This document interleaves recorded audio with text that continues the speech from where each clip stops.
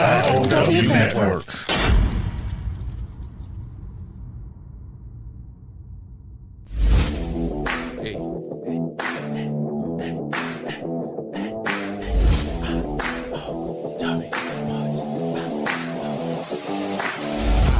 I.O.W.Sports. I.O.W.Sports. I.O.W.Sports.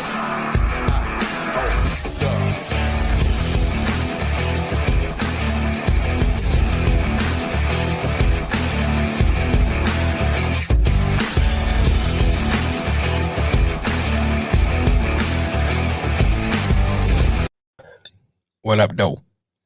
What's up? What up, though? That was the old intro. Pop-up show. What's going on, y'all out there? We gonna do a surprise pop-up show. For those who are not familiar with us, we are the I.O.W. Sports Show. We're on Wildcard Mars, not in attendance today.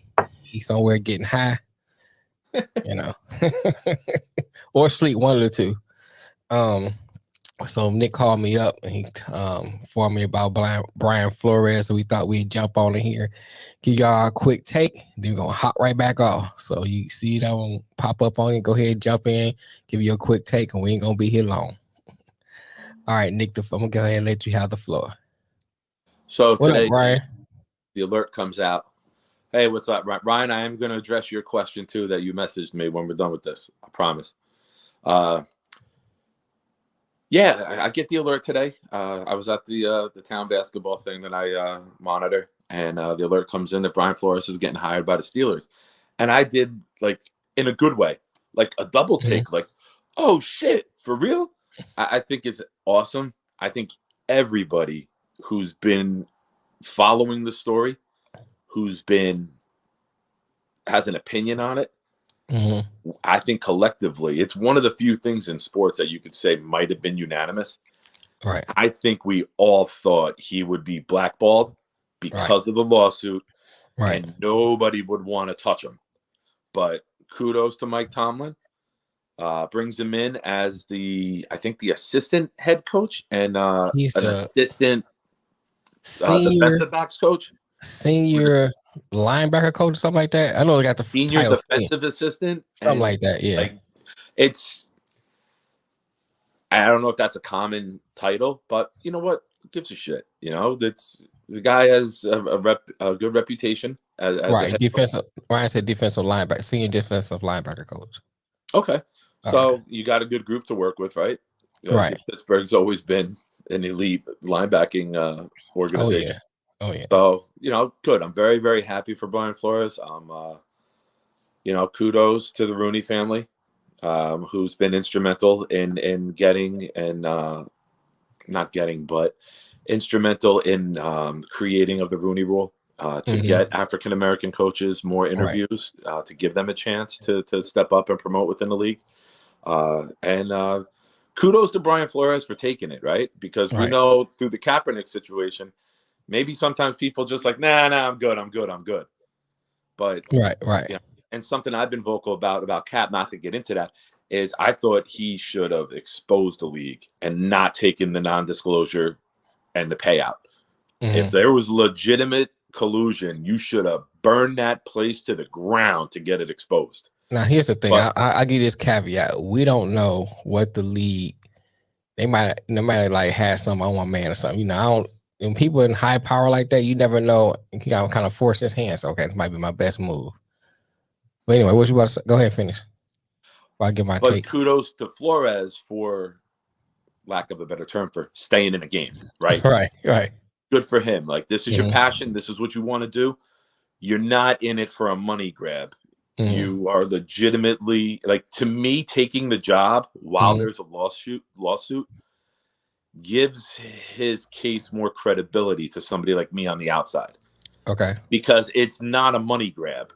This is more now, for a lot of people, like, kind of shrugged off the accusations, you know, and I'll admit, maybe, like, I was one of them in the beginning. I'm like, maybe you just didn't get the job, and it sounded a little bit like sour grapes. But now that you're taking a job, I don't want to use the term beneath him, but he's taking an assistant job to work his way overqualified for, right? Like, sometimes you got to do that. Like, just say the job that you overqualified for. That's probably the best way to describe it. you got to put yourself out there. You got to get back in the game. You got to grind.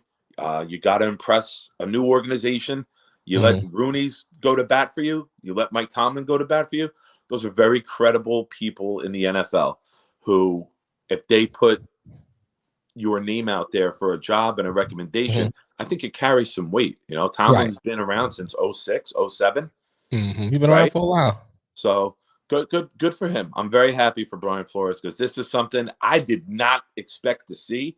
And I certainly did not expect to see this a month later. Yeah, I agree with you on Ryan on that. Completely floored in a good way that this is taking place. Good for him.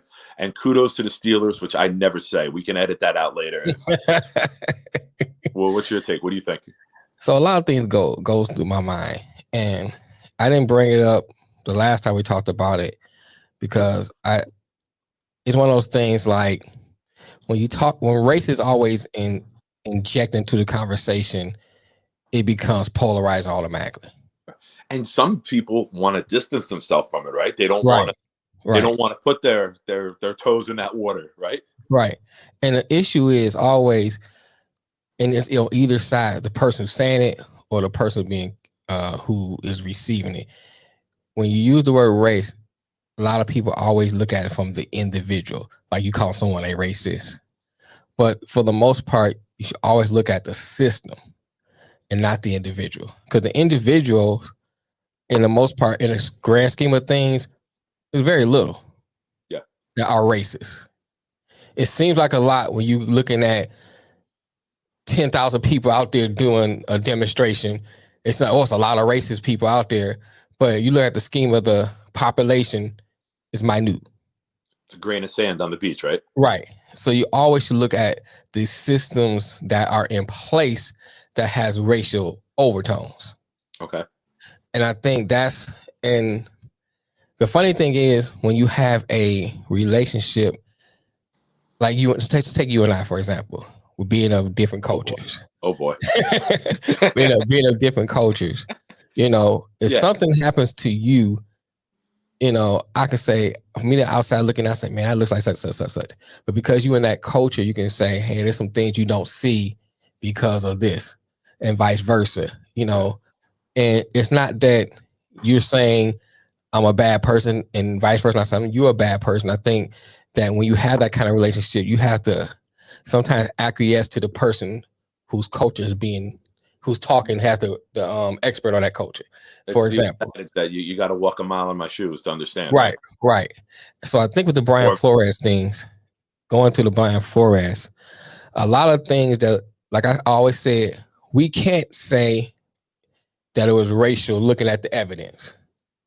But being black, you always see that underlying stuff that goes on that most people on the outside just see as on the surface that don't look racial. And but we see it so much. Oh no, it does. It does. Like, but I think this has to be said. That statement sucks. Right. Right.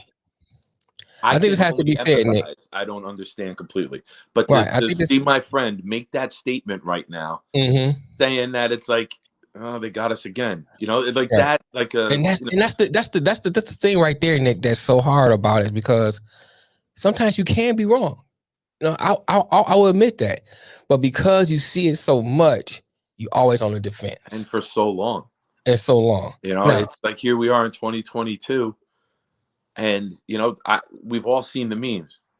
Dave Chappelle said it himself, so I'm quoting Dave Chappelle. Why was it easier for Bruce Jenner, to change his sex than it was for Cassius Clay to change his name? Right. I mean, different eras, but still same thing. It applies, right? It applies. It applies, man. We see this shit every so often. It's not daily anymore, but some big story will pop up. Some injustice happened to somebody, and you got people who want to change the sex of a 4 or 5-year-old kid, and it's like they got full support by people. Right. Like, good point. What are we, not to open up that rabbit hole. Fuck me for fucking saying it because I kind of did, but. You know what I'm saying? Like there are some things that should be no-brainers by now. Right. Racial equality should be number one. It should be, in my mind, a past topic. Right. It should be something that's happened in history. We should have to deal with it now. Right. I agree. I agree. Now bringing it forward to Brian Flores in this particular hire, it's a lot of kudos need to be thrown out. Kudos to, because I heard the story and I kind of saw some people talking about it, that Okay. Tomlin had played a good role, a big role in bringing him in because he has a lot of pull in that organization. Tomlin's a very stand-up guy. I can picture him reaching out to Flores and say, I know it's not what you want, but it's what you need right now. Get your ass in here under me. Right. We'll do everything the right way. We'll build you back up, and then we'll get you back on the top in the league. Right. And that's the good thing. See that being the summary of the phone conversation. Right. Flores being like, I don't want to do that. And Tomlin like, fucking listen to me. Right. This is what you need right now. Right. And you know the good thing about it too, you don't know how far and how long this case is going to take. That's going to dig into his pockets. And if he wasn't working, you know, we look at it, oh, he's making millions of dollars, but shoot, lawyers cost. No, a case like this, in one of these cases, your attorneys take it on. It's when you go for a settlement, it's like a workman's comp case. Lawyer doesn't get paid, so you get paid. So you get paid. Okay. Yeah. Okay. That's good, man. Because I thought about that. And then if your settlement is, say it's $100 million, just a flat even number, your lawyer then says, well, our time, our efforts, and this came to $6.4 million. The people who pay the settlement, the league in this case, would then have to cover the lawyer's fees on top of it, so it wouldn't come out of his. Now lawyers don't take less than 33% minimum. Good Lord, 33%. Jesus. Yeah, when you go big, yeah, it's crazy. But it's good that this takes his mind off of it. He's back into the game he loves. Kudos to the Roonies for green lighting it, you know. Yeah. So, I mean, kudos to Brian Flores for going ahead and accepting it, because he could have been like, hey, man, that's beneath me. Yeah. You know what I'm saying? But he went here and said, okay, yeah, I'm going to go here. I'm going to listen to you. Colors. He's about the grind. He's about being a coach. He's about being out there with the players. He's about teaching, you know, and that's really good, man. This is not to sound over the top corny, but it's like a fucking heartwarming story. Like, who would have thought a month from now, Brian Flores, after everything that came out during, you know, just a couple weeks ago, who would have thought Brian Flores would be hired as an assistant coach and a top defensive assistant? Right. So I didn't think so, man. Now, only thing I want to say to this, though, Nick, I just wonder, will this become a distraction for next year? I don't think so. He's got coaching experience. He knows how to keep the guys focused. You got Tomlin, who isn't a X's and O's guy, but he's a fantastic leader. He's one of the top leaders in the league. One thing that just popped into my mind. I'm gonna read that book, Ryan. Excuse me, I'm drinking a coffee. Forgive me. Do the Steelers play the Patriots this year? Oh, that'd be good. Or do they play Miami? Do they play Belichick? I'd love to see that. I'm gonna have to look at the schedule now. You said right. Pull that up, man. Let me see. I might have to look that up. Put Steelers 2022 opponents, because the schedule is not out till like April. Okay. Ryan, while he's looking that up, I looked up the over and under for the All-Star game that you messaged me about, and it's 320 or 321 and a half. What I would do is I would look at the two previous All-Star games after they changed the rules and see what the over-under is with those, because the fourth quarters were competitive. Normally, I would say yes, 80 points a quarter, 40 each team, take the over on that. But with the fourth quarter being competitive, see what that All-Star game was when that was competitive. And then I would go from there. Like, use that as a base. If it was 297, maybe not. If it was 320 or more, then ride it, you know, because we know the first three quarters, you could see 50 points a quarter. But that fourth quarter, I'm very curious to see what those numbers were. And I literally woke up from an old man nap on the couch, made a coffee, and hopped on the show. I didn't get a chance to do that research myself for you, Ryan. They play the Patriots and they play Miami. Oh, that's good. Play Miami in Miami, and they play the Patriots at home. That's gonna be great. And Patriots, so that means we got them too this year. Yeah, y'all play them too. I saw that too. That's gonna be great. That's gonna be good to see. Yeah, it's one of those those Belichick handshake moments, right? Because you can't blame the head coach, the new head coach. Was it Mike Williams? Yeah, for the Dolphins. I think so. He's got nothing to do with it, right? So that handshake no. won't be weird or awkward. No, it won't be. Those CBS cameras, man, are gonna be locked in, seeing what the pregame is about, right? If they say, do they play the Giants? That's the team that I screw the most.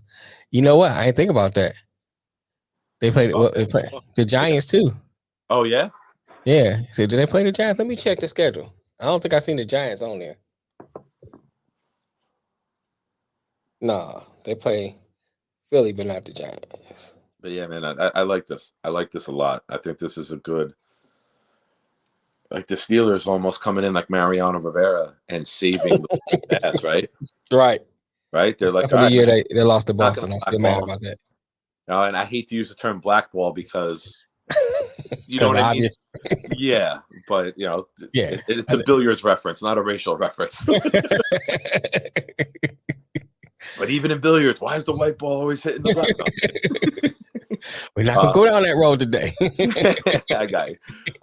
But you know, we all thought he'd be blackballed. Let's be real. Right. Like it's we all thought it, but I'm very, very happy, almost like proud. What did he say? He said, the Giants on any schedule. They're the Cryants. It's like playing Bishop Sycamore. Right. Yeah, Ryan, great point. Flores too, because we said earlier he could have just, I'm going to sit out. I'm going to ride out this lawsuit. I'm going to get my payday. But I'm glad he's back in for the grind. This brings legitimacy to his case. Yes. You know. Yes. This shows I want to coach. I want to be in the league. I want to be the guy. Right. I'm not trying to get easy street. I'm not trying to get a payout. I'm trying to make sure that my fellow minority coaches have an opportunity like I do. Not everyone is as blessed or lucky to be a former head coach who gets picked up right away. Right. You know, some guys get a chance and never get a chance again. That's true. Here's something. This is good all around. This is very, very good story all around. I hope this gets the popularity and more of a buzz than the lawsuit did. Right. I like that comment too, Ryan. Everyone hates their boss, but fuck them. Do your job and show everyone you're the shit. I agree. I live by that philosophy. Man, your fuck 'em part was very emphatic. I felt that from I felt Ryan in it, so I had to kind of like, put it in there. Bring that comment up again. Bring that comment up. The last comment? All right, go ahead. Oh, Ryan, my new favorite thing is to put 2 T's in butt and say butt fuck them. That's my little play on words that I do on Facebook lately. I'd be like, yo, I don't care about the Patriots, but fuck them.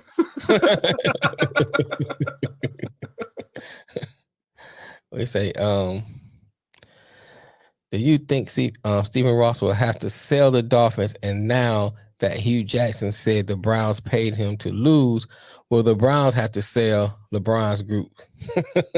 Nah, I don't think so. Hugh Jackson really walked back those comments big time. That did not get as much a story or publicity as his original comment. But, man, he walked that back. He moonwalked like Michael Jackson taking that shit back. Right. Here's the thing. I saw the original one. He tried to speak lawyer speak when he said it. He tried to imply it, but he didn't directly say it. Let's say that. He tried speaking in generics, but he threw the dart. Right. And so he implied it. I'm not mad at that.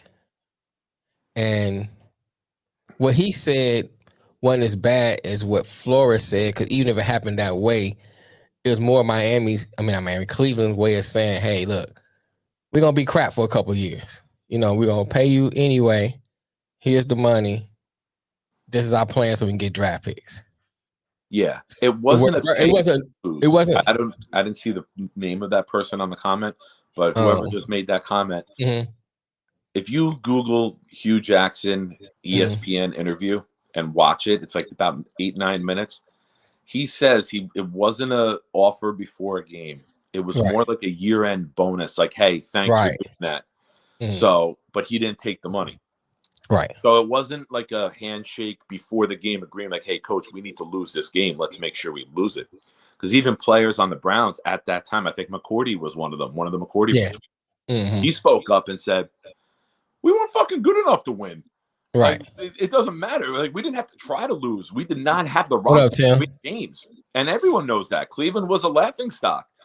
And then all of a sudden, Myles Garrett hits. Nick Chubb hits. This offensive line hits. Denzel Ward hits. No, and He no, did not he didn't drop the lawsuit either, Tim. No. Now, here's the thing about Cleveland. The only thing I would say to Cleveland is this. Bad part, as far as me. If that was your plan, then you don't fire my man for following your plan. That's the only thing I didn't like about that. You know, yeah. At least let him. You did let him work out that plan. At least let him work out that plan, and then when your players start coming in, if he fails after that, then you fire him. That's fair. It's like if let's use us for example, right? With our relationship, right? You or Mark came to me and was like, "Hey, we want to eliminate all of our followers from the group. Right? Need you to start deleting people out." Right. And all of a sudden, people started leaving. We're taking L's, and then for whatever reason, say you want to launch another page, right? Whatever the case may be, right? And then all of a sudden, you're like, "All right, fuck Nick, we're gonna boot Nick off the show." Right. Like, why wouldn't I say, "Oh, this is what these guys are doing"? Right. And that's kind of how it was. You don't get rid of the guy who is doing the dirty work for you if there's a dirty work agreement. Like that's like Mafia 101. You off him, but you don't just fire him and let him go public with your dirty laundry. I don't know. The other part of the question was what? Stephen Ross selling? Yeah, he's not gonna sell it. He's not gonna sell unless there's an email, a voicemail, a recording, a text that says we're going to pay you $100,000 to lose this game coming up. You need the smoking gun. And if he does that, that does come to fruition, I mean, Flores already showed Belichick's text. So if Flores had anything like that on Ross, that would be public already. That would be submitted in the court case. It'd be out. NFL would have shut that shit down, paid him $1 billion, and said, "All right, shut up, man. It's done." Right. So Ross is not going to sell that team because, number one, like you said earlier, NFL prints money. Yeah. NFL is he's not giving up something as profitable as an NFL team unless the 31 other owners vote and say you're done in this league. Yeah, the teams make money regardless. Losing teams make money. Yeah. The NFL is a cash cow. That's why they don't really care too much about the small market. They're going to make money regardless. Revenue That's how it is. To keep everybody equal. It's to keep everyone afloat. Right. So they ain't worried about that. What do you say? I can't imagine these idiots didn't text or email that stuff. If it was a phone call, if it was a phone call, that shit is still listened to. I agree. It's you know what though? These billionaires, man, they've done a lot of business deals. I'm sure they've done a lot of shady boardroom handshakes. They know how to cover their ass, man. Like if you don't become a billionaire and a successful businessman without knowing what to put in email and what to talk about in an alley, you know what I mean? Let me say this. Let me say this to what you're saying. That's yes and no, because you got to realize too, some of these billionaires have money in the family. It's old money. Yeah. So the kid that might have the money now probably didn't get none of that school of hard knocks like the granddad did. That helped build it. Everything was handed to him. So he might not have the street smart, so to speak. And sometimes that happens. That's why you see them doing stupid stuff. You be like, why are they doing that? Because they've been having stuff handed to them. They don't realize some of the things that's simple to you and I is like not simple to them. That's why they do stupid stuff. Okay, like Ryan said, blue buds, right? Epstein shit. maybe too far. That's all right, man. We talk about everything. Don't worry about it. Because they never earned it, right? And that's how it is sometimes. with some of these blue bloods. Sometimes So, you read comments and you don't post them. I have no idea what the hell you're oh, talking I'm about. sorry.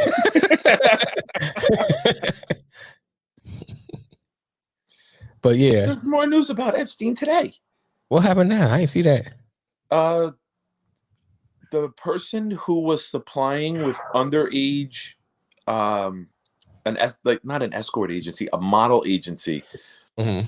He was in prison, killed himself. Oh, I saw and that. The cameras did see were that. out again. Are I you saw that. fucking I kidding saw me? that. But here's the thing, though, Nick. Why doesn't happen to Giselle yet? Ghislaine. It's not Ghislaine. I mean, Ghislaine. You know what? Nothing happened to her yet. I'm surprised. I don't know. She must have cut a sweet deal. I I guess they know she's willing to go down with the ship with everything she's done, maybe. right? Right, maybe. That's an I.O.W.Wonder show, which I would love to get on one day if we're doing like pop culture Oh, conversation. we'll bring you on, man. We do a lot of pop culture, bro. Love that A lot shit. of pop culture. We do Love a lot of pop culture. I talk not small. So we on that set, a small plug. We talk about everything. Let's get me in, man. I'm up for it. Look, we didn't did. I love my favorite guy on the internet is KFC from Barstool. Kevin fucking Minuteman. He puts all of the pop culture information into like 1-2 minute video, and I'm like, I'm good. I know everything. I can talk about everything. Yo, Right. Since we're on the topic of Brian Flores, let's throw this one up there. Go ahead. What about this fucking racist bitch from the Rams who fell off the stage in front of Stafford? And he walked away. No, you didn't hear about her? She broke her spine or something, didn't she? She broke her spine, bro. They're digging up tweets from 2013 of her, and this is me quoting, fags 6-7 times using the N-word on Twitter. Really? Oh, bro. Now they're like, people are putting pressure on the Stafford. And then she's got over $50,000 in a GoFundMe. And then, of course, the racist people in America on Twitter are like, oh, you could try to cancel her all you want. I just donated $500 to say fuck you to people who are against her. I'll send you the screenshots. Wait a minute. There are 7-8 N-bombs. Okay, I saw the video. I didn't read on, but I saw the video. Yes. So you saw the video of Stafford going like, "Oh, I didn't see that." Yes. Okay. Later that night, or the next night, people had all these screenshots. Man, you know how Twitter is. Twitter is crazy, man. Right. But she had called gay people fags. Right. And there are 7 to 8 N-bombs. Like not even like joking. Like somebody was in my way. I was like, get out of my way. Right. But it's bad. Wow. So now there's going to be pressure from the Staffords. Like, you can't. Number one, you don't need to step up and pay somebody's medical bills. If you're working for the Rams and you fall, that's the Rams comp case. Right. That's the Rams obligation. Every dollar is covered. So why should Stafford have to pay her medical bills? He didn't push her. Because it's like the guilt thing of like, oh, we didn't help her. What's he supposed to do? Drunk dive off the fucking stage like Superman? Right. Yeah, it's crazy, man. It's PR move, right? Oh, we're doing a good gesture. Matt was intoxicated. We're gonna help. It's a workman's comp. There's not a fucking dollar. She's gonna sue the fucking place for the way the stage was structured and not having a guardrail. She's gonna be a fucking millionaire off of being a fucking klutz. And nobody told her to jump on the stage in the first place. You know what I'm saying? Trying to get that photo of Matt being drunk. Right. That's a good point too, Ryan. If my lady fell, I don't want anyone to touch her unless it's a medical person. Yeah. Hey, well, what's he gonna do? If you move her, he goes down there. He helps try to sit her up. Now she's got a broken spine. Oh, it wasn't broken until Matt Stafford sat me up. Right. That's how it's gonna go. Matt was perfect. And he said, "Hey, we've all seen crazy shit happen." You're like, "Ooh, I don't want to be a part of that." That was exactly what he did. Like, that would be my reaction. Sober, that would be my reaction. Drunk, I would point and laugh, like Peter Griffin. What's my man? Yeah, man, I'll send you the screenshots. Yeah. Right, Nelson. Yeah. But you know what? Now that I found out, she's good. I'm glad she fucking fell. But now she shouldn't get financially rewarded from it, and It's gonna happen, Nick. She'll sue the Rams. She'll sue the city of Los Angeles. Mm-hmm. She'll sue Twitter for fucking for emotional distress. The people who made everyone will be the problem, but her. Right. That's how it always go down. How many times we've seen NBA players almost crash front rowing people? I'm surprised nobody sued none of them either. Yeah, I mean, crashing into him is Rodman and the cameraman. Total coincidence. It's another cameraman, right? But yeah, man, those tweets are whoo. It's amazing. You can say that on Twitter and never get banned, never get suspended. Right. It's amazing what gets allowed and what doesn't. Different platforms too, Facebook. I don't care what you say on Facebook, they ready to get rid of you quick. Cameraman, write an NDA. Yeah, they can't sue. What do you guys think about coaches just submitting their resumes for open jobs and not? Let me put up this so you can see it. So I'm reading. I'll leave out submitting their resume for open jobs and not doing an in-person interview. This will stop the owner or GM racist bias. They will just hire the person with a better resume. I like that. It's not bad. But here's the thing. That's good in regular jobs. But in jobs like this, everybody knows everybody. And I can figure out who's who by looking at their resume. Part of your coaching resume is what? 2014 to 2017, New York Jets assistant defensive back. Right. Boom. Right. You Google, you know who it is. You know who it is, right. With coaching, it's different than it's a good idea going for a job, right? Because you got to list your positions throughout the years, and then it's very easy with Google to figure out everything, to what coach was in what position at what time. So in theory, it's good, but with the NFL, it won't be able to work. For the game, he said, "What do you think about Mahomes saying Gummy Bear and Little Mahomes getting booted from the game? I'm sure his lady ain't happy, but I told my lady I'll do the same thing if you was a distraction." I agree, man. Did you see the video? Speaking of that, go ahead. Go ahead. You say. Speaking of that, now this is I'm gonna say this. I got a public service announcement. Go ahead. Again, I bring it up with Patrick Mahomes. Are they married yet, or are they just still engaged? No, it's just a fiance. Okay. Just a fiance. Get away now, bro. Get away now. Right. Give her $100 million for the kid and fucking cut ties. This bitch is psycho, and this is my public service announcement. Your career. Watching. You never date a woman whose gum to tooth ratio is greater. If she got this much gums and this much teeth, run.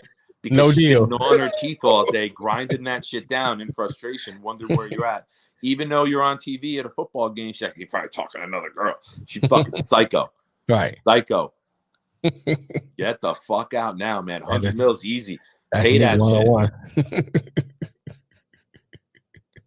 But here's the thing too, Nick. I just right before we came on, I just read this. Now I will say the source is not like the New York Times or anything, but this is what's being reported. Oh, so it's credible. Right.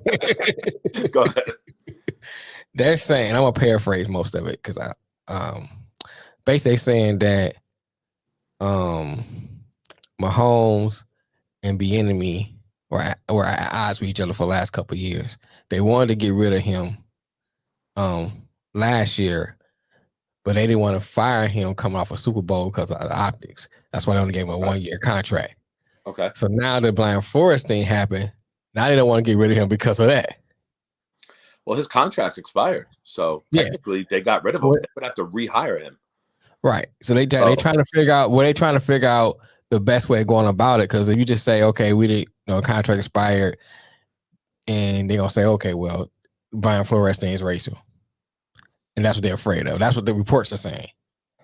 And on top of that, they said Mahomes is a minority quarterback, right? So it's not like it's Ryan Fitzpatrick. I don't know why that was the first one. Right. Popped into my head, but it was. So, hey, But so it's not like it's he is a white guy, so he qualify. Yeah. But and then they saying that even the last play of the championship game, that was That was Bieniemy calling that, and they didn't want to call that play. That's what's being reported. I don't know how true it is. Or the Hail Mary to Tyreek Hill. Yeah, this year's. Was that what? How came they want a Hail Mary to Tyreek Hill this year? Was it the last play that Hail Mary, but he threw it up into double coverage. Right. Yeah. Right. I joke and call it a Hail Mary because you're throwing a jump ball to the fucking small spot. You can't joke like that in my memory. I'm sorry. I'm trying to remember. Was that a Hail Mary? No, but like my son is the same fucking size. My son's in 8th grade. He's the same size as Tyreek Hill. I would have thrown a jump ball up to a 5'9". Let's say, Nick, did you tell us about his history, or was it male? Whose history? You talking about Bieniemy? Wait, who called the throw? Yeah, the fourth quarter play. Bieniemy supposed to have called that play, according to the reports. Right. Overtime. That was overtime. If we're talking about the past. Yeah. That's what we're talking about. Bieniemy supposed to have called that play. That's what the reports say.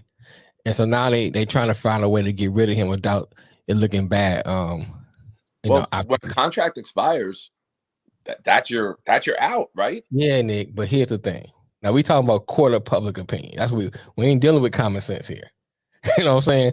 People gonna say, "Oh, that's just y'all excuse for getting rid of the black assistant coach," and that's what they scared of. Now I'm not saying I don't know how true it is. That's what reports are saying. One cure, right? Right. There's one cure. There's one fix that appeases everybody. You want to say, or do you want me to? You can say it. You hire another black offensive coordinator. Nobody could say a fucking word. There you go. Easy, buddy. Tyreek Hill, he's on the shortness. Or you do the opposite, right? Everybody loves the quarterback coach. Yeah. Bump him up, and then you bring in a minority quarterback coach. Right. And then you let them work up to the system. So, I mean, listen, you can't operate an organization and you can't be a head coach trying to do what's best for your team and have to worry about the court of public opinion, right? You can't, like, man. It's not firing a guy on a 5-year deal after 1 year. Right. That's bad. Like, we can't have the sports world flipping out every time a minority coach gets let go or fired. No, I don't think they bring back. I think that's the way the snowball's starting to roll because you're saying it yourself. Like, right. You're worried about what people are going to say about Bieniemy. Right. His contract expired. Maybe it's mutual. Maybe they just figure, okay, we ran our course here. Andy's not retiring in the timeline we thought he was. I was told I would be the head coach eventually. Right. It hasn't worked out. Some glass bottles have been broken throughout the years. And maybe it's just better to start a new relationship somewhere else. Right. The interesting thing about this, what they're saying too, they basically trying to say, and they kind of go into some of the interviews he went on too. They're basically trying to say he's just really not a good coach. That's why he's not getting the job. It could be a bad interview. They brought that up too. Some guys are just made to be assistants. Not everyone is meant to lead the room. That's true. Some guys are just meant to lead their group, whether it's a coach. Everyone's got their own ceiling, right? Every charismatic person is not a leader. He could not be detail oriented. I'm not accusing him of these things. I'm throwing out suggestions to the viewers. He cannot be very well spoken, where maybe they're afraid of him dealing with media. Maybe you know what I mean. And this is not just Bieniemy. This is any guy who doesn't get hired. I'm just throwing out. I'm throwing baloney. I'm seeing what's whatever. There could be a multitude of things that, and let's be real, race might be one of them. Like race might be one of the issues for an organization, but maybe they've done the check the box thing with him. So. I personally, I could get a phone call from Eric Bieniemy right now. I would not know it's him. I don't know his voice. I haven't heard him speak. So I can't speak on him as a public speaker, as a leader. I don't know. There's some assistants you hear all the time. I heard him do an interview one time. It wasn't. He doesn't have a bad speaking voice. Let me say that. You know what I'm saying? It wasn't like he sounded like Mike Tyson. I'm just throwing shit out. I'm not. I'm just saying. I'm just saying. Yeah. Ryan said Bieniemy will take it over, but Andy ain't leaving unless he has a heart attack from too many burgers. And I hope not. But That's the Andy's got reason an he ain't iron getting heart. If he hasn't had a fucking, if he right. hasn't dropped dead from a heart attack yet, this motherfucker's gonna live to 110. Yeah, But there's yeah, something there. Like these are one of the things. 10 years from now, after Andy Reid passes, Eric Bieniemy's gonna drop a fucking book, that's what's gonna happen. Yeah, and you're gonna get the be all know all of this, right? right. And I don't know, man. I was listening to the interview or the report. It wasn't really the interview, the reports. Some of it sound credible. Some of it's like it's hard to believe. Yeah. You know what I'm saying? So like I was just throwing it out there for sake of conversation because I don't know how credible it is. You know what I'm saying? Because you still kind of wondering. He's been with them this long, and you're looking at look at Sean McVay. You know, his assistant got hired. O'Connell got hired. I hired Minnesota. You got he just got through playing against one of his assistants in the Super Bowl. Yeah. And another assistant. I think at least 3 of them that left under Sean McVay. One of the things that are very common amongst head coaches, right? Because of all the different hats they have to wear, it's charisma. Right. Like you look at Robert Salah, the guy is captivating. Oh, Nagy.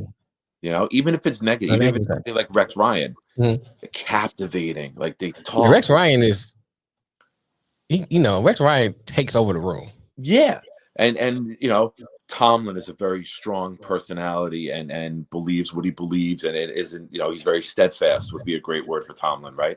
Todd Bowles. You gotta tell me what you read, Ryan. I'm not sure. Tell me what you read. Todd Bowles is like the exception. Todd Bowles is the quiet, reserved, and he got killed for it in New York by the media for not being quotes. Like they had Rex, and they fucking hated Rex for being too brash and too bland. But then the same media is killing Todd Bowles for being too quiet and calm and reserved and even keel. So like it's crazy. Like you don't know unless you're in the meetings. You don't know like how these people are under stress, how they put a game plan together. We've all known for years Andy Reid runs the offense. It's his playbook. It's his scheme. It's his system. I've called Andy Reid the quarterback whisperer. Right. When McNabb got hurt, he was throwing in Detmers, and they were fucking playing good football. Right. So Peterson ran Andy Reid's system. He just took the book, photocopied it, and then used it. He added one play. Philly. Excuse me. A little hiccup burp right there from the coffee. Oh, okay, right. Here's the thing. People love people like Rex Ryan. Hey Rex, how's your day? And you're sitting there waiting to write the quote, right? Because you're waiting for it. Let me give you a good example. The former mayor of Detroit, not Kwame, before Kwame. Coleman Young. Saying like I know the mayors of Detroit. Right. Well, everybody know Kwame. You know what I'm saying? Everybody knows Kwame. So Kwame Brown? That's what he's up to. Kwame Kilpatrick. But here's the thing. Coleman Young came into Detroit at a time when Detroit was very racially segregated. There was no black people started to move in from the South into Detroit. There's a lot of black residents in Detroit. But everyone who policed them, everyone who gave them mail, the fire people were all white, and they were being harassed by the police all the time. So Mary Coleman Young came in, cleaned that out. How long ago? This is back in the 60s before I was born. Oh, okay, all right. I mean, but he stayed mayor up until I was born. So they had the big force dress union. They would jump out, beat black people up, blah, blah, blah. He got rid of that. He was a hero. He was very vocal, and the white people of Michigan didn't like it because he would say, but most black people back then were afraid to say to white people in power. Yeah, he called it as it is, and people right. He called it as it is. Back then, you weren't supposed to say that. Right. Yeah. So now here comes to challenge what was labeled the man, right? Right. So Bill Bonds, who was a big anchor personality back then when I was growing up, he lived in Howe. Significant of Howe, Michigan that's where the Grand Wizard lived at, and Howe is known for being racist. I.e., a friend of mine. Is the anchor white or black? This guy Bonds. He's white. Okay. All right. Now, I am give you an example of how I'll go back to my point. A friend of mine worked in how she's black. She went out with a bunch of her white coworkers. They went to a restaurant, took her order. They took everybody's order, got to the black one, which was my friend or my sister actually. They said we said we'll serve all y'all, but you have to get her food out the trash. That's how Howell is. So now going back to my point, they're doing an interview, and Bill bombs this, dogging Coleman Young. No, he's on it real bad. And Coleman Young said, "But how you gonna talk to me like that? You live in how?" And they just stopped the interview because everybody knows that mean. Yeah. You know what I'm saying? So my point is, people love Coleman Young because of that. Going back to the Rex Ryan, people love Rex Ryan because of that, because they love that type of stuff.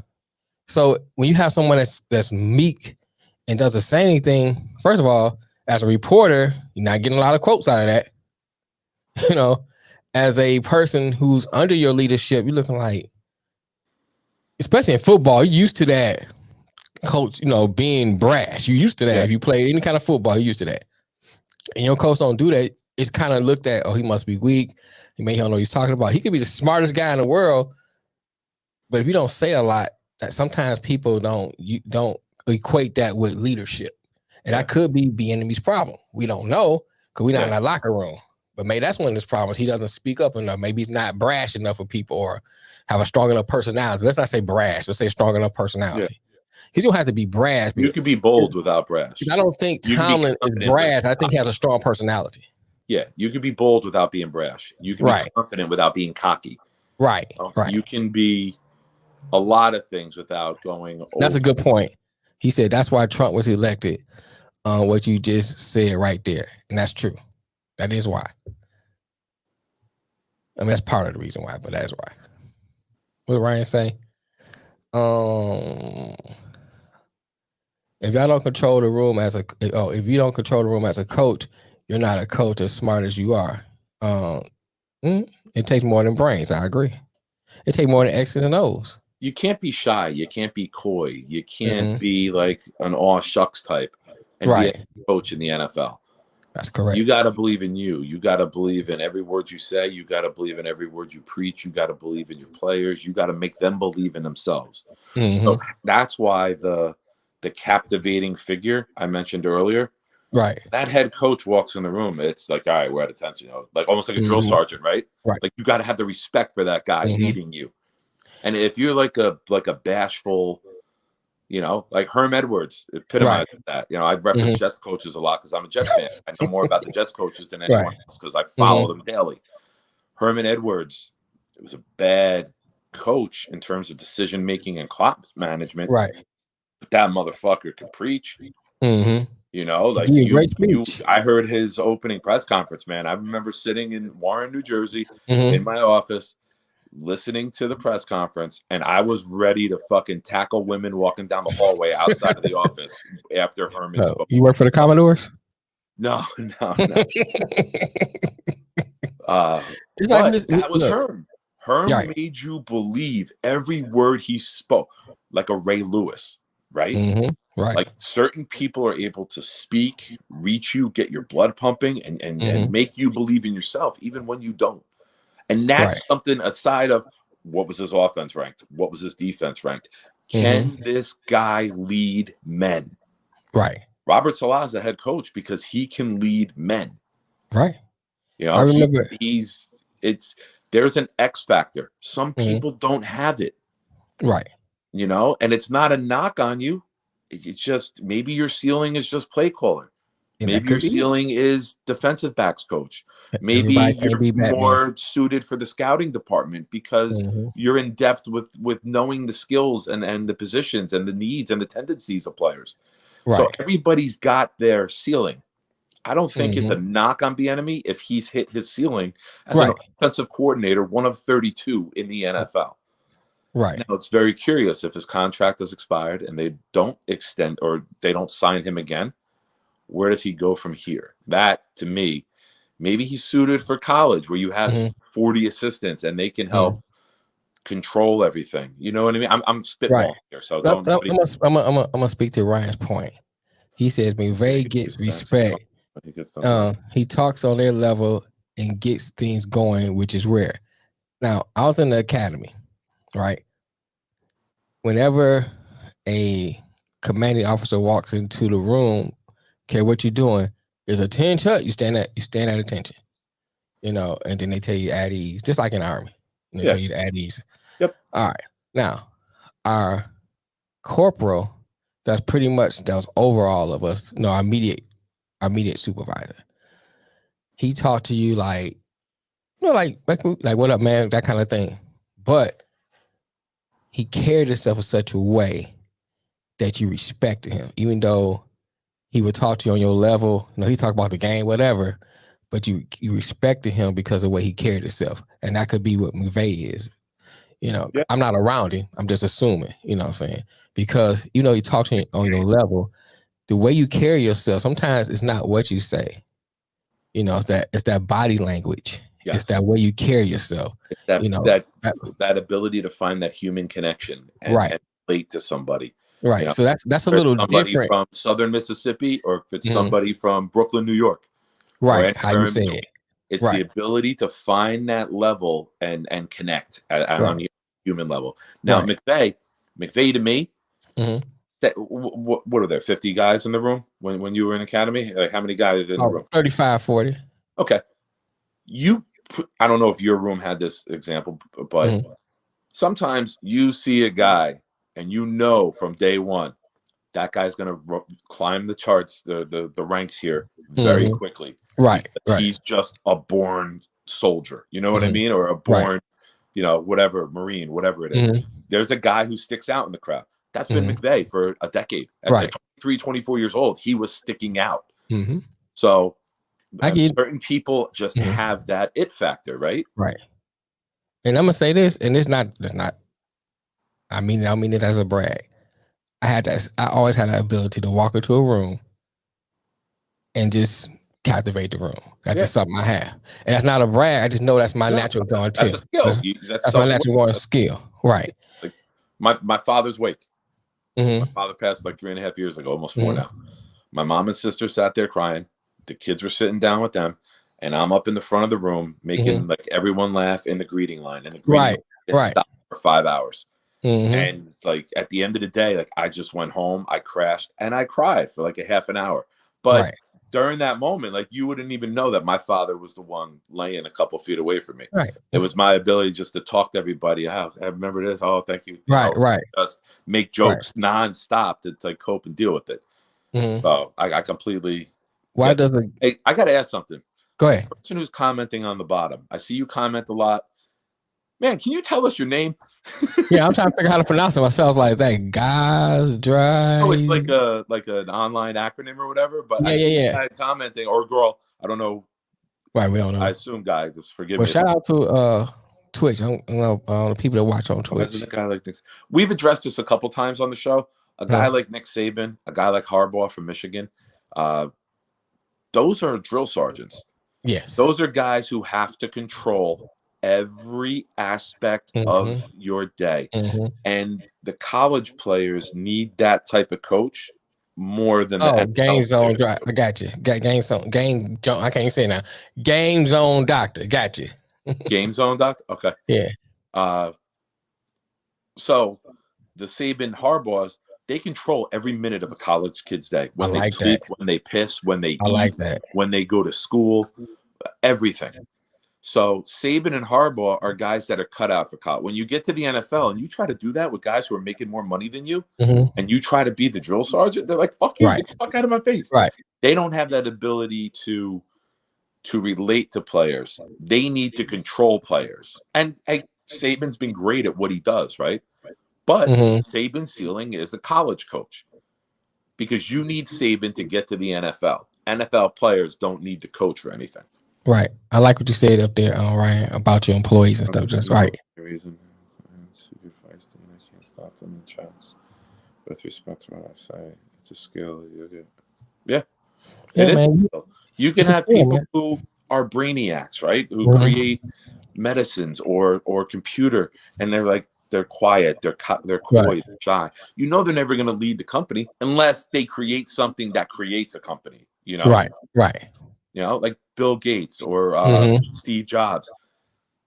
They're not in the fucking rooms building all this shit. Right. They're just that they had a great idea years ago. Now they have so many people working for them. Mm-hmm.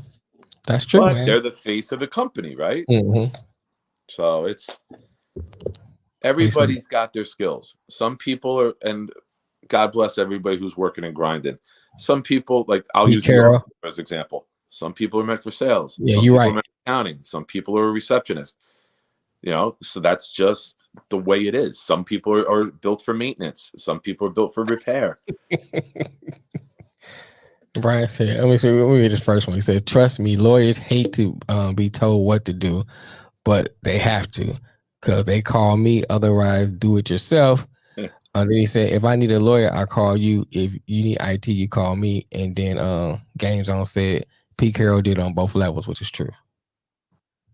Pete Carroll is a rarity. Very seldom you see coaches do it on both levels.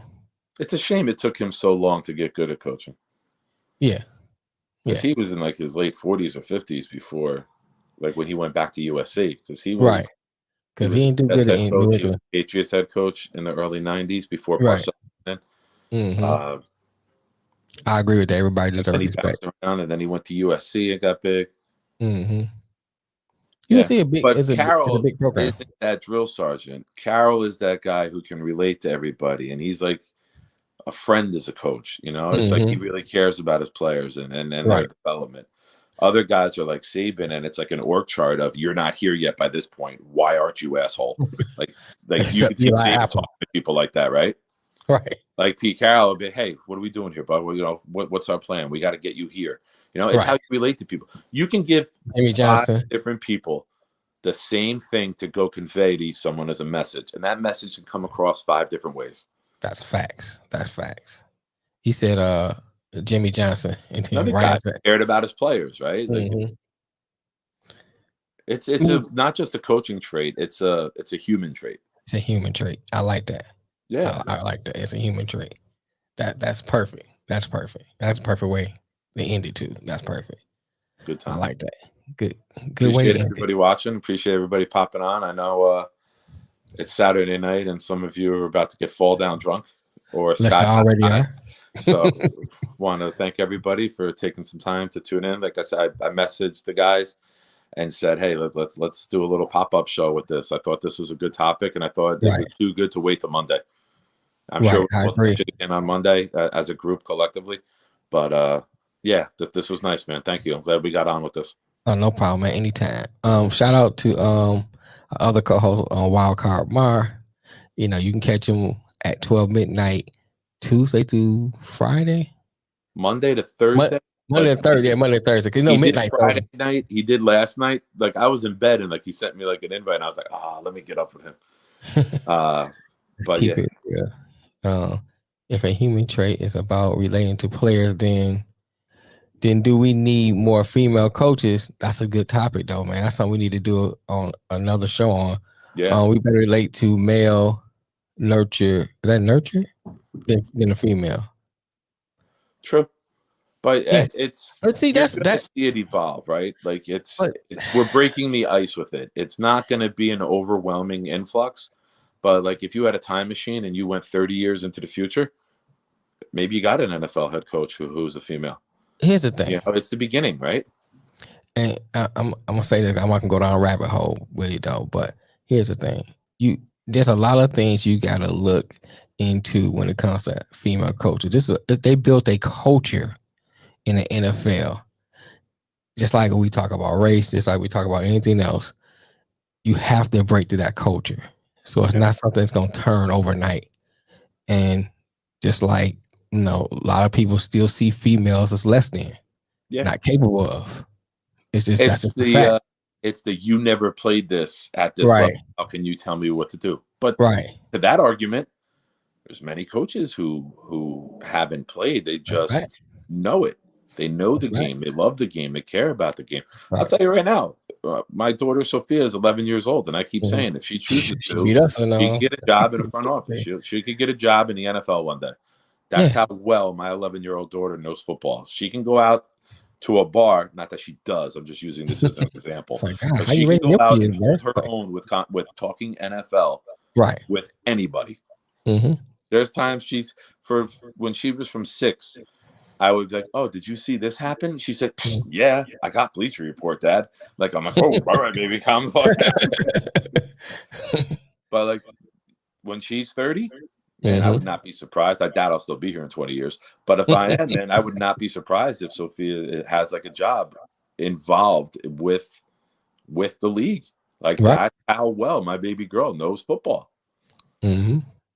I think the female aspect of the game, female sports in general, let's just call it like that, because you got the NFL and the WNBA and that whole thing about the pay and all that stuff.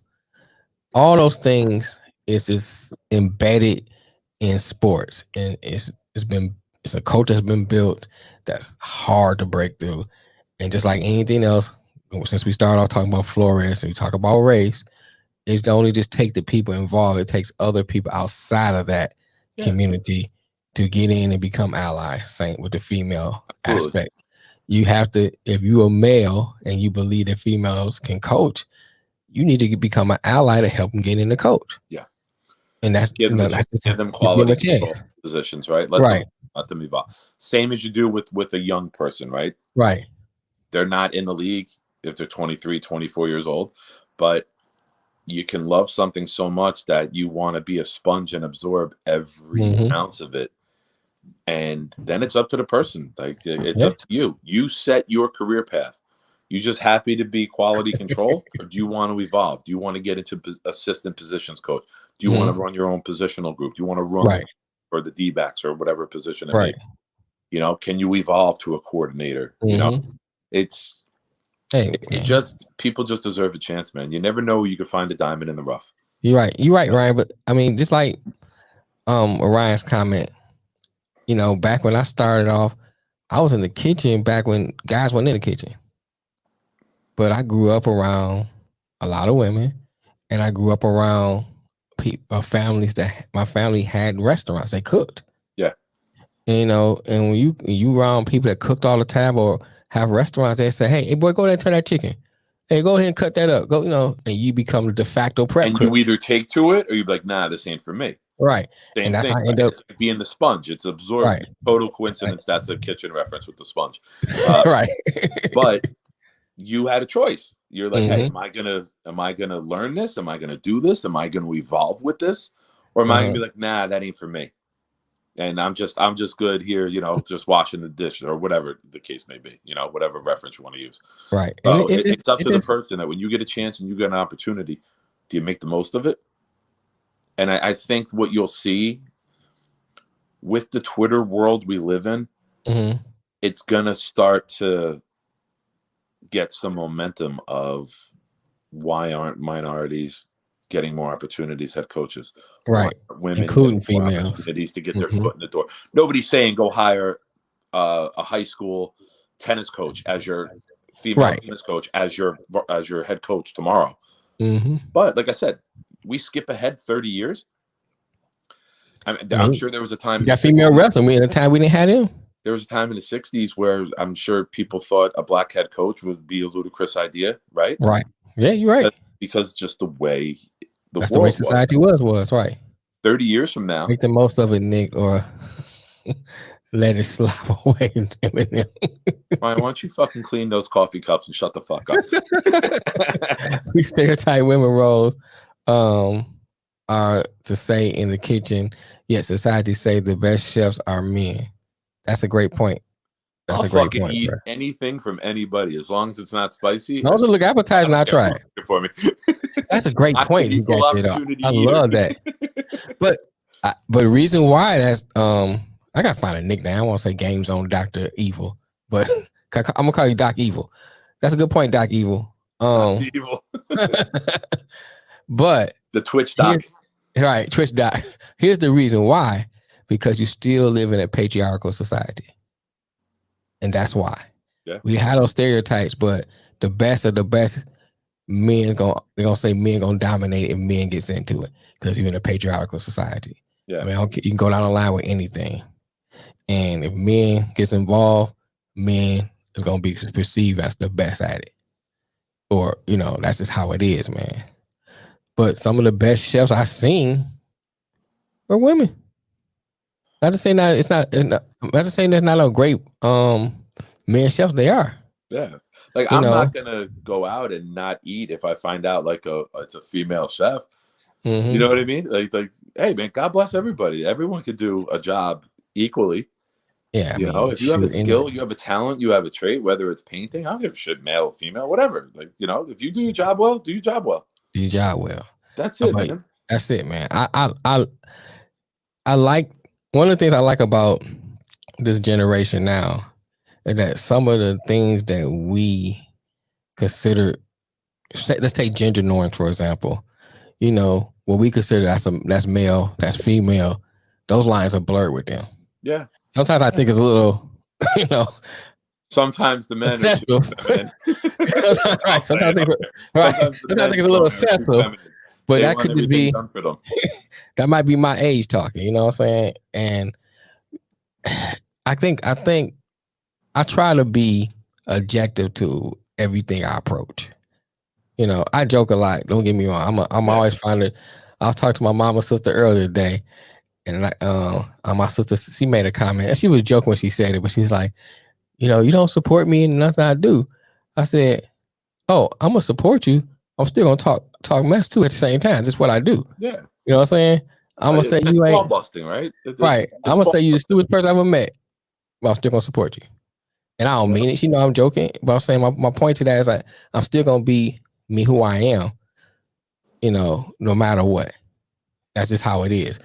And that's the generation we grew up in. I'm 43, you're what, 49? Yeah.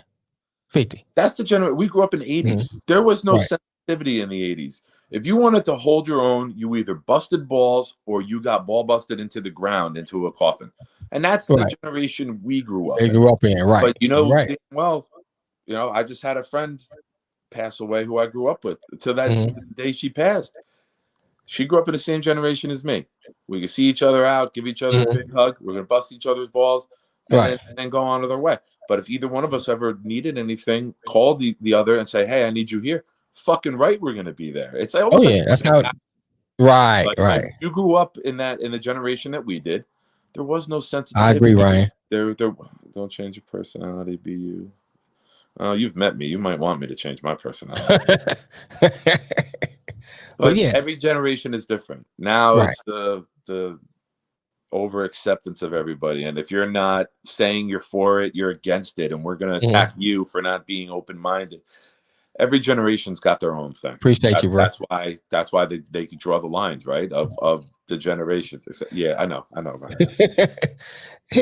You ever got back to on the Super Bowl score, and this is how you page you. Oh, let's say this and we're gonna end it though, because we're gonna keep going our rabbit holes. But I agree with you. But on the same note, you have to acquiesce to certain things for change. And I think that I live by the philosophy of balance.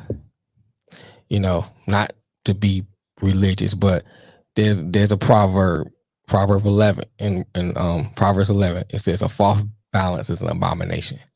And that's the lifestyle I live by. I try to always keep a balance. Yeah. And I think that's what you should always do. If you don't always pull off, right? Right. Always keep a balance. Yes. Some things you're gonna have to acquiesce to because you need change. If no one never acquiesced to certain racial issues, there had never been any change, any progress. If no one acquiesced to certain women issues, there would have been no change in advancement for women. Same with Native American. You can go down the line. You have to acquiesce to certain things so you can have change. At the same time, you can't go too far because you got the people trying to cancel people for every little thing. Yeah. The Whoopi Goldberg incident, I don't think she should be canceled. Educated maybe, but not canceled. Because some things you say out of a rabbit hole, man. I understand some things you say out of ignorance, man. I just want companies to have consistency, because if you fire Roseanne for something less from her own show, you gotta. I can't remember why they fire Roseanne. I remember it, but I can't remember why. Thing, right? You got to do the same thing with Whoopi, because you set the precedent as a company. I don't I care. remember the about Roseanne incident, but I can't remember exactly what she again, said. for all I care, but Mm. corporations need to be consistent. Well, they're not gonna do that. They're gonna go whatever the flow of the majority of people say. But on that note, y'all, let's get out of here because Nick likes to talk. So. Yeah. Let's do a pop-up show. SpongeBob. 2 hours later. Right. 3 hours later. Everybody, enjoy the weekend. Be safe. You too, man. We'll see you on Monday. See y'all on Monday. Appreciate y'all tuning in. Peace. Peace.